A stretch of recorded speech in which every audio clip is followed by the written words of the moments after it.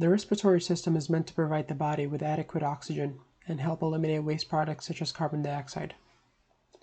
One of the skills learned as an EMT is how to manage an airway, and in order for you to make sense of your management, you must be able to identify the anatomical structures of the upper and the lower airway, as well as understand the physiology that is played behind the anatomy. So first, let's take a look at the anatomy of the upper airway. First, you have your nostrils that are separated by your septum. Inside the nostrils is an area known as the vestibule. Inside your nasal cavity, you'll find 3 bones known as the concha. The names for these 3 bones is superior concha, middle concha, and inferior concha.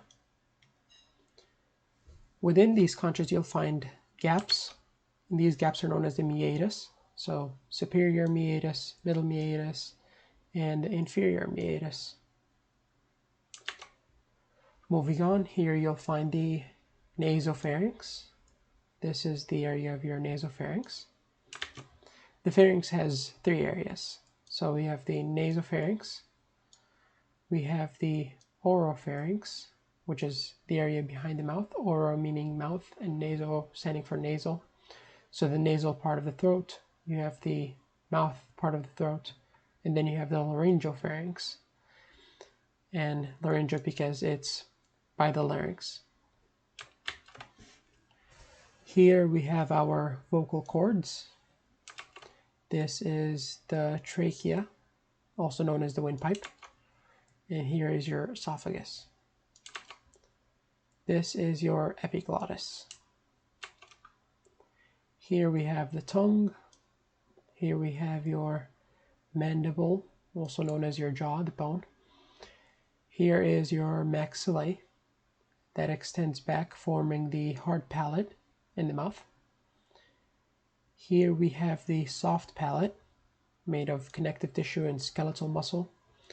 The end is the uvula. Okay, now let's talk about the function of these anatomical parts. So first things first, air goes through the nasal area, nasal cavity. The nasal cavity is filled with hairs that helps catch any particles that the body wouldn't want. And so one thing to note about the nasal mucosa is that it is ciliated.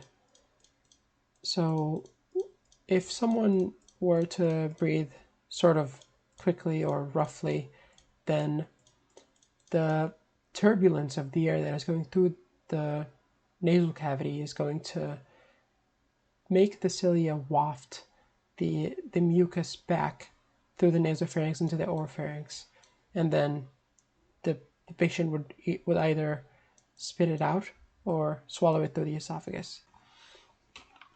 One thing to note is the nasal cavity is rich in blood supply, and so since the blood is at the body's temperature, it also helps turn the air into the body's temperature. So that's how the air gets warmed up.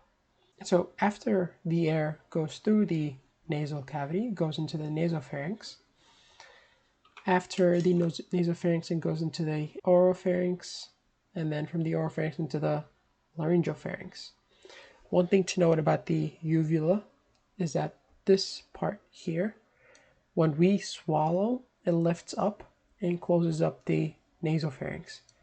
This is a good mechanic because you wouldn't want food into your nasal cavity. That wouldn't be good.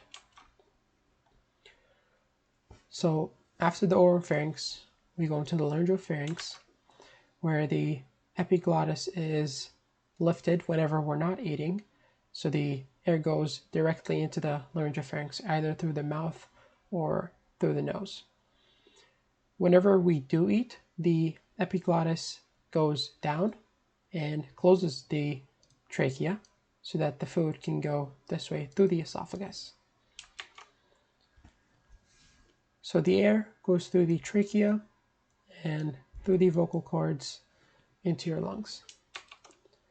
One of the protective mechanisms that the vocal cords serve is that, say that you accidentally swallowed food and you started choking on it because it went through the trachea. One of the important mechanisms with the vocal cords is that the food will be caught by the vocal cords, and you coughing will help get it out. And so the vocal cords help serve as a defensive mechanism as well as help you when you talk by vibrating.